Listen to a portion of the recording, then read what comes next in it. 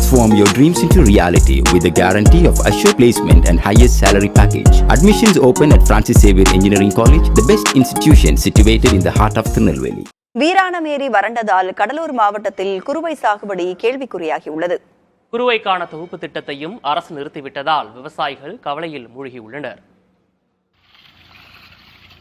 தமிழ்நாட்டில் 3 போகமாக இருந்த நெல் சாகுபடி தற்போது 2 போகமாக மாறிவிட்டது. போதுமான நீர் இல்லாத காரணத்தால் நெல் விவசாயிகள் வேறு பயிர்களுக்கு மாறிவிட்டனர். தற்போது மேட்டூர் அணையில் போதிய அளவு நீர் இல்லாத சூழலில் பல்வேறு ஏரிகளும் வறண்டு காணப்படுவதால் குறுவை சாகுபடி பாதிக்கப்படும் அபாயம் ஏற்பட்டுள்ளது.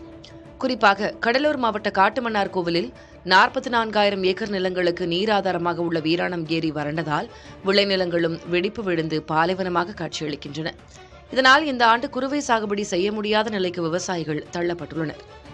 Transform your dreams into reality with the guarantee of assured placement and highest salary package. Admissions open at Francis Xavier Engineering College, the best institution situated in the heart of Tirunelveli.